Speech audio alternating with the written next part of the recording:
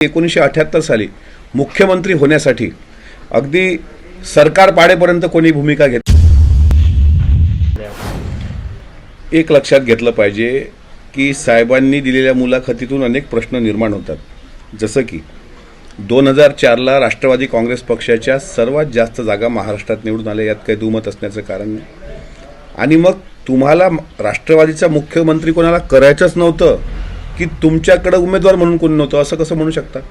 माझं म्हणणं असं आहे की 2004च्या वेळी ज्यावेळेस राष्ट्रवादी सत्तेत आलं त्यावेळेस आर आबा असतील, भुजबळ साहेब असतील, विजयसिंग मोहिते पाटील असतील, पद्मसिंग पाटील असतील, स्वतः अजितदादा असतील, असे अनेक लोक कॅपेबल होते। आणि त्यामुळं 2004ला राष्ट्रवादीकडे उमेदवार नव्हता की असलेल्या उमेदवाराला साहेबांना मुख्यमंत्री करायचं नव्हतं, हे एकदा साहेबांनी महाराष्ट्राला परत सांगितलं पाहिजे। दुसरं मला असं विचारायचं आहे की 1978 साली मुख्यमंत्री होण्यासाठी अगदी सरकार पाडेपर्यंत कोणी भूमिका घेतल्या। तिसरं, पृथ्वीराज चव्हाण नावाचे मुख्यमंत्री लादल्या गेले महाराष्ट्रावर, त्याला सुद्धा साहेबांनी कुठं मला असं वाटते विरोध केला असं दिसलं नाही की पृथ्वीराज चव्हाणांना कुठला अनुभव होता, तेही जाऊ द्या। अलीकडे महाविकास आघाडीच्या काळात दोन्ही सभागृहाचा अनुभव नसलेले आदरणीय उद्धव ठाकरे साहेब यांना मुख्यमंत्री करण्यासाठी कोणी पुढाकार घेतला होता? आणि साहेब म्हणतात की 2004ला आमच्याकडे कॅपेबल उमेदवारच नव्हता। तर मग तुमच्या मनात काय होतं की आदरणीय सुप्रियाताई जोपर्यंत राजकारणात नसतील तोपर्यंत कोणी मुख्यमंत्री होऊ शकणार नाही, कारण सुप्रियाताईची राजकीय कारकीर्द 2006 नंतर सुरू होते।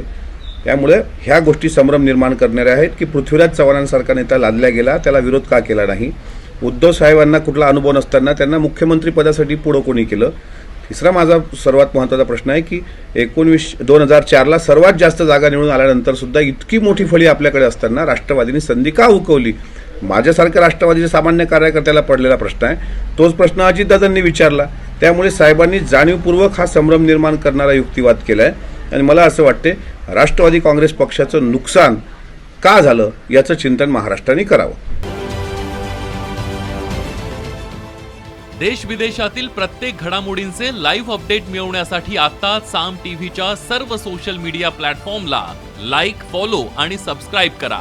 तसंच सर्व नोटिफिकेशनसाठी बेल आयकॉन प्रेस करायला विसरू नका।